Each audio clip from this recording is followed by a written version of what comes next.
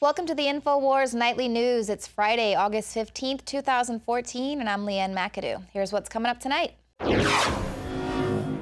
Tonight, Ferguson cops say Brown robbed a store before being killed, then admitted had nothing to do with why he was stopped. And the SWAT team was just helping the media relocate safely. This media over here trying to cover the story. We come in peace. We come in peace.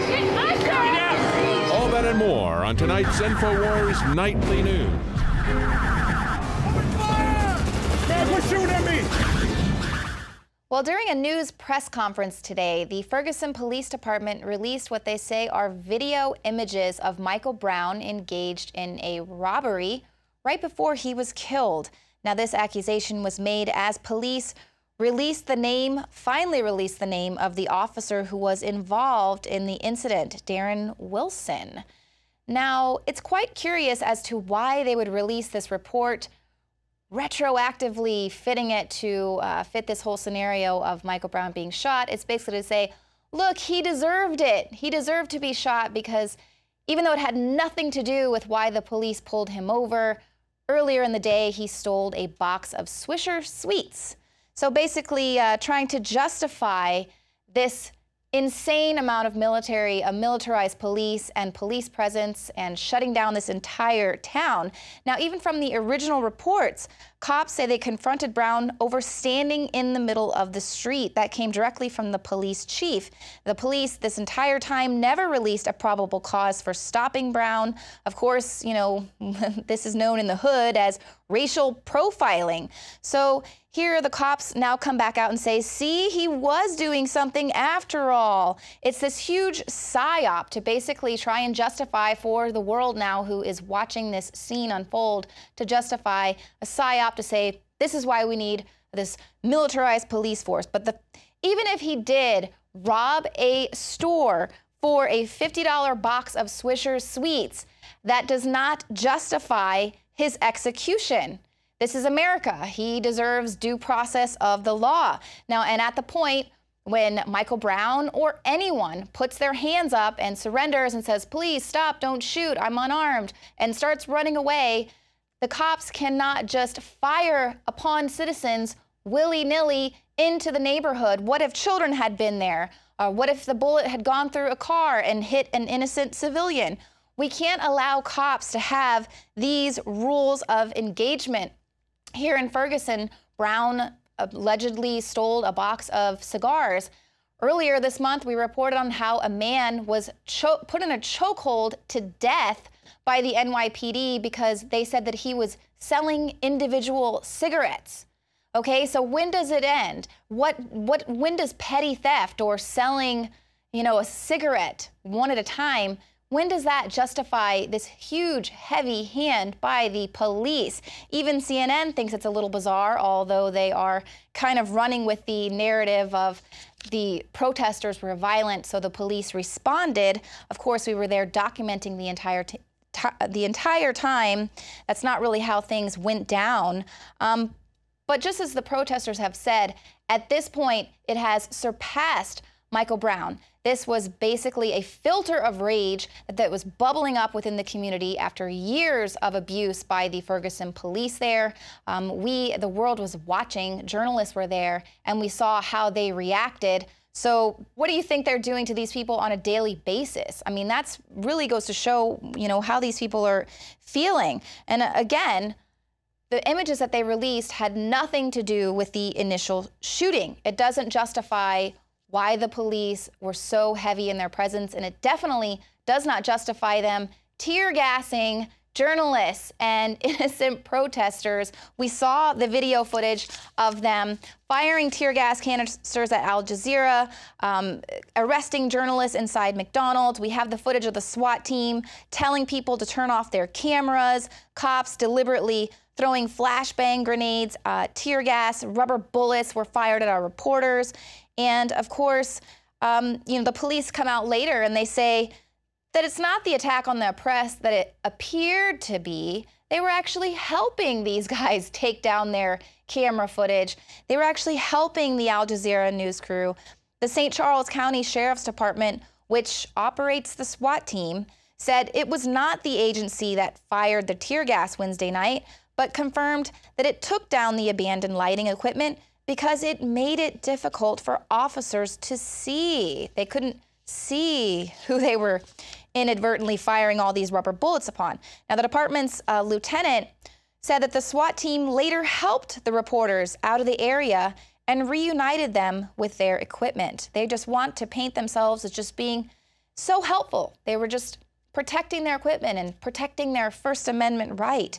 Now, he went on to say that I'm sure that when they did deploy, they were unaware that the media were there and that adding those bright lights hindered their visibility in an already confusing situation. Well, of course, this official report from the police absolutely contradicts the video footage as well as the statements released by Al Jazeera. Let's go ahead and read these official statements by Al Jazeera.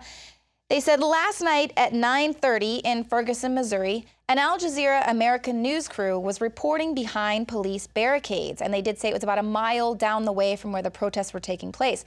They were easily identifiable as a working television crew. As they were setting up their camera for a live report, tear gas canisters landed in their proximity, and police fired rubber bullets in their direction.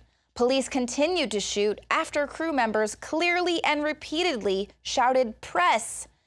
Al Jazeera America is stunned by this egregious assault on freedom of the press that was clearly intended to have a chilling effect on our ability to cover this important story. So it doesn't really sound like they were being very thankful that they had tear gas canisters fired upon them, as well as it doesn't sound like the police said they were just moving their equipment so they could continue their coverage. And also, a little more detailed into this, they interviewed further the Al Jazeera reporters, and they said, "We were fired at from a police MRAP vehicle." And he added that his crew fled and sought shelter between houses, and eventually a separate MRAP, which was apparently this one from the St. Charles SWAT team, pulls up. And as that vehicle came close, we yelled out to the MRAP that we were press, and we approached the vehicle with hands visible. They opened the back of the vehicle and ordered us inside. And while the doors were open and we were outside, I do recall seeing SWAT-type firearms pointed at us. We were helped aboard and then taken back to our vehicle. So here, this is how they are treating the press. People who are clearly press, they've already presented themselves as press. Do they not have any idea about how this is going to get back to the rest of the world? But here, again, now because this press has gotten out, because they have made such a bad show of force there in Ferguson, they now have to go with this huge psyop of saying, here, you see, Michael Brown, he deserved it because he stole some Swisher Sweets earlier in their day, and that justifies our actions that we have continued to roll out. Now, the cops, of course, want to roll this out, shoplifting, to its assassination of character. It's a tried and true tactic. And now here is the footage you haven't seen. It's been shot exclusively by INFOWARS.com. Jakari Jackson was there behind the lines with these Al Jazeera reporters. And this footage, it's not from across the street where you see all this taking place. It's right there, and you can clearly hear this interaction between Al Jazeera and the police. This is press over here! He's shooting us! What's bullets? Wow, are you still on? Yeah, this is media over here trying to cover the story! Hello? Yeah, well, we're getting shot at with rubber bullets right now, okay? So I don't know what to tell you. Yeah! That's a rubber bullet, bro. They've been shooting them at everybody. I mean, as of right now, we're okay until they started shooting rubber bullets in our direction. So people hovering around us.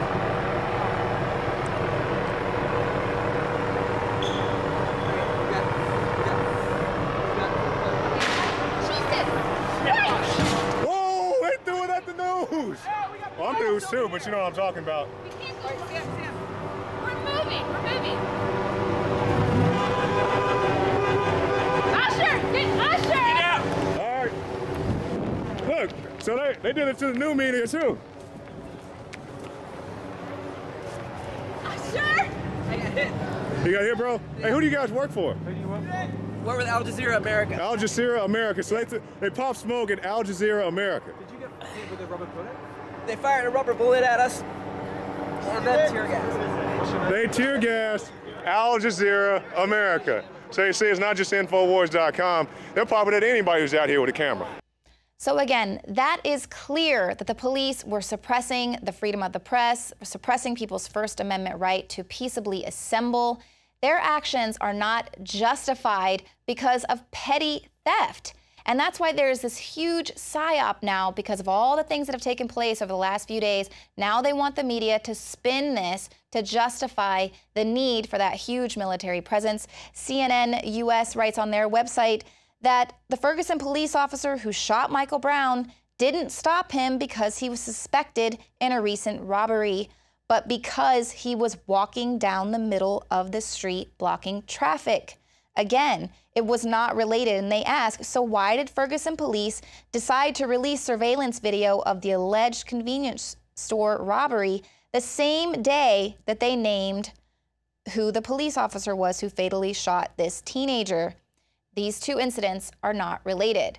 So there it is right there. The two incidents are not related. They're just trying to, make America say this is justified, but it's not. Petty theft does not justify an execution, and that's all there is to that. It does not justify the militarization of America's police, period.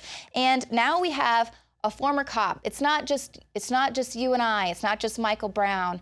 It's former cops, guys there, the boys in blue, even their colleagues who are being harassed if they decide to speak out about the abuse that's going on within their departments. This is a former cop who was arrested for exercising his First Amendment right. Michael Hoffman, he was arrested, denied medical aid, and had his camera stolen after he was staging an anti-TSA protest on public property in Jacksonville earlier this week. Now, he staged this protest half a mile away from the airport, and it was on the side of a public highway. His signs read, "Police State, Liars Investigating Liars, F the TSA, and IRS equals terrorist." Hoffman was very soon approached by a Jacksonville Aviation Authority police who said he was being trespassed off the property. Now, this is public property, mind you. And then 5 SUVs, including 2 that look similar to SWAT vehicles, take Hoffman, arrest him, 6 officers, all because he was holding signs. He was handcuffed, denied access to water and his diabetes medication, and then the police officers also confiscated his cameras for evidence, didn't take note of his cameras, and now, the cameras, they're nowhere to be found. And apparently they didn't document that they took them, and now they're just gone. So Hoffman is having to sue to try and get his cameras back. But this is the issue. The police are going to harass anyone who wants to stand up to their criminality. Now, Hoffman has been targeted before because he exposed the fact that the NSA documents proved that this particular police department there in Jacksonville was using Stingray cell phone tracking towers to illegally monitor cell phones in the area. So he was already on their radar. They already didn't like that he outed them. But he's also speaking out about jury nullification and teaching people in the town about how important jury nullification is. So of course, he is going to be a huge target. He's awake. He's, trying to speak out, do something about it. He's a terrorist, right? He loves his country and he's trying to, stand up for this country and do what's right. He's a terrorist. People peacefully protesting on the side of the road, they are terrorists. But these cops who are becoming federalized and actively engaging in pointing their guns at journalists and aiming their beams at people who have their hands in the air and their backs turned to them, they're the good guys. And that's the huge psyop, is that we need to just accept that this is the new norm. You cannot protest here in America. You can't hold up your signs on the highway unless you're an illegal alien. Then you can go protest on the White House lawn during a government shutdown if you're an illegal alien. But other than that, you have no First Amendment rights here anymore. Now, coming up, Alex Jones sits down with Max Kaiser, find out how these current